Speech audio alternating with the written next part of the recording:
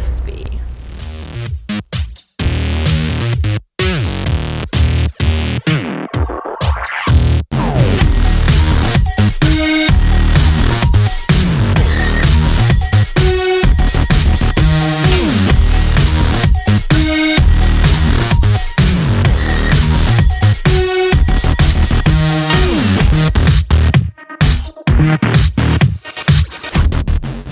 What's up, y'all, and welcome back to another episode of Figures in Action. And today's offering to the Dio gods is this 12 by 12 dojo. So, obviously within the action figure community, ninjas are always cool. Ninjas are cool, and the whole mystique of samurai warriors and that whole thing is just, to me anyway, it's always been such a real cool concept. Just not even, I don't want to call it a concept because it's a reality. It's such a cool history is what I should say. And I've always enjoyed, I was a ninja one time when I was a kid, and my dad went all out. So he didn't just get me one of those crappy ninja suits at like Walmart. We went to Chinatown in Boston and he got me like the official ninja suit, or as official as it got, where the toes were, split up, but the bottoms had grip. It was a real cool suit.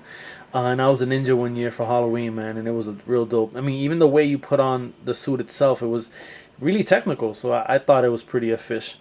Anyway, so every once in a while, I shouldn't say every once in a while because this is only the second dojo that I've created, but I've gotten, inquiries about dojos, and dojos are a real cool, it's a real cool build because you get elegant type of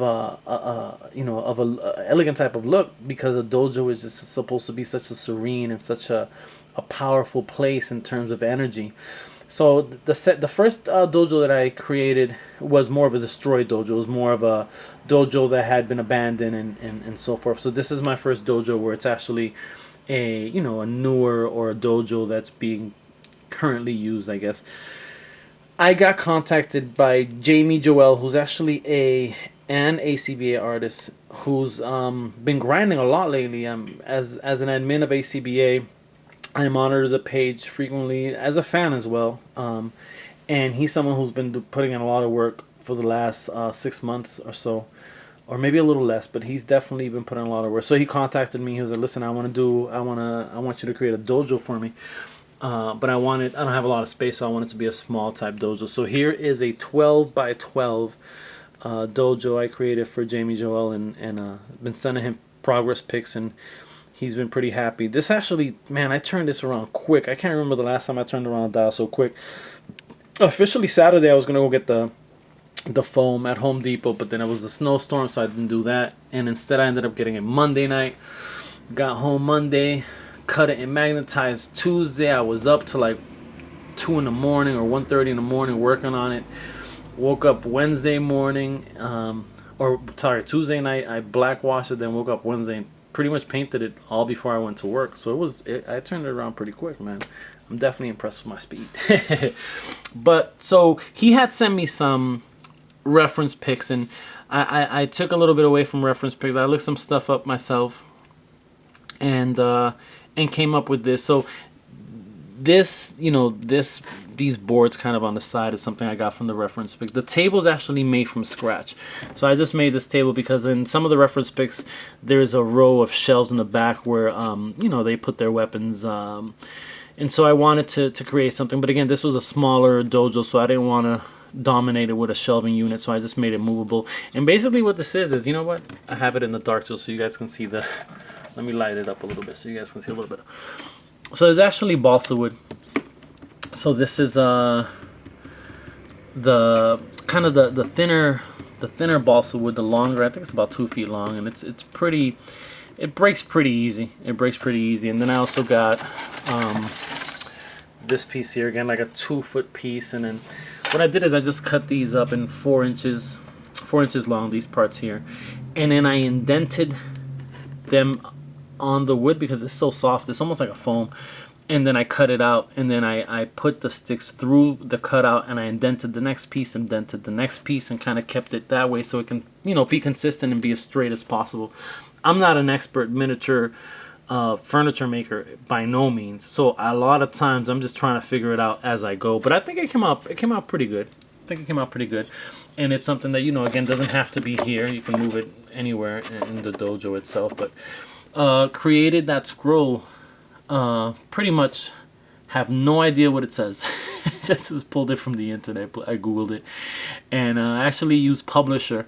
I don't really have Photoshop, and I've tried Photoshop before, and I just never really got the hang of it. So this Publisher is Microsoft thing. It's a real easy thing, and I just pulled this. I just put I googled, you know, scroll paper, and this came up. So I, you know, copied this onto Publisher, then I copied this onto it and cut it out and just kind of wrapped it up. So I think it came out pretty good.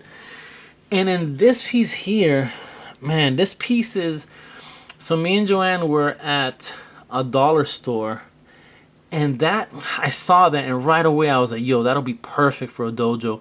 And what actually is, it's a system to hang clothes or to hang a t-shirt. If you were I guess washing clothes and there was a particular piece that was too delicate to put into the dryer, this thing is like it's a much larger part. I wish I would have taken a picture of it before I cut it up. So I just cut that little section up.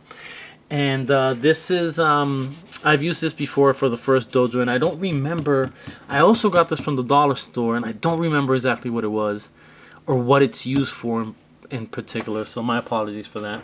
I mean, sometimes I just forget, man. A lot of times I'm grabbing things because I feel like eventually they're going to help me out in the future. And sometimes I don't use those things for a while, for months, 6 months, 8 months. And when I do, I don't even remember where I got them from or what it was in particular. So I apologize for that. But check out your dollar store, because obviously if I got this at the dollar store, that at the dollar store, then I'm pretty sure you guys can be creative and find some stuff over there.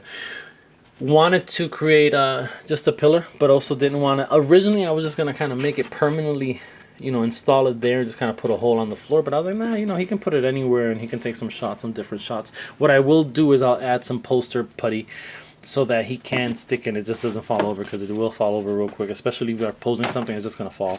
So I'll definitely add that for Jamie Joel, excuse me, and he should be all set with that. And again, 12 inches long.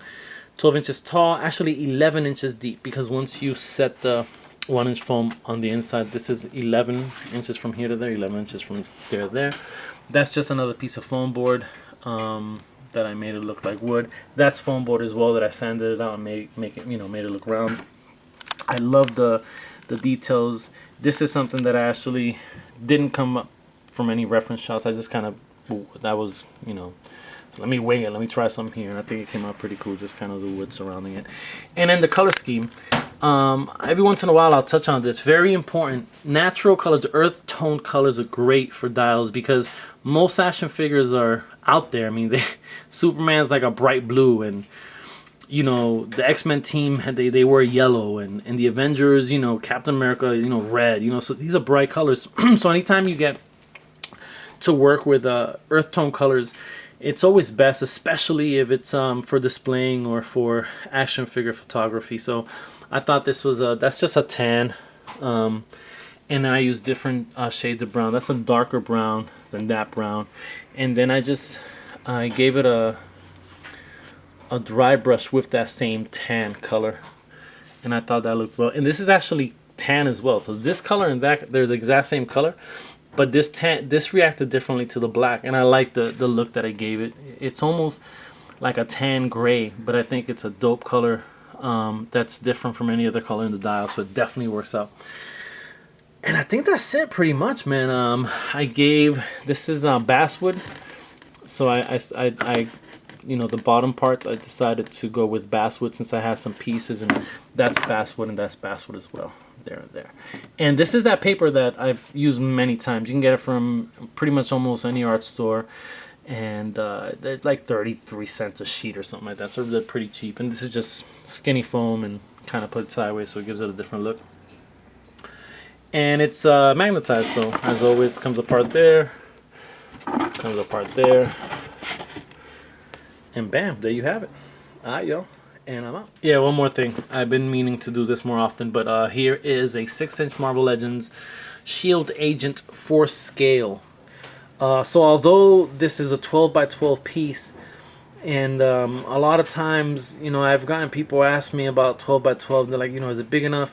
you know, it's not the biggest dial in the world, but you can create plenty of shots with a 12 by 12 piece. As you can see, you can go from that angle, you can go from this angle, and a lot of times you're not even going to get, you know, you're going to get the inside, you're going to get it clear, you're going to get it cropped, you're going to get it contained. Well, clear if your camera's good. But I also tend to do the corners here, so even if you did something like that, you can still, it'll still work, so you can expand it a little bit. Alright, just wanted to share that scale part, and I'm out. Peace.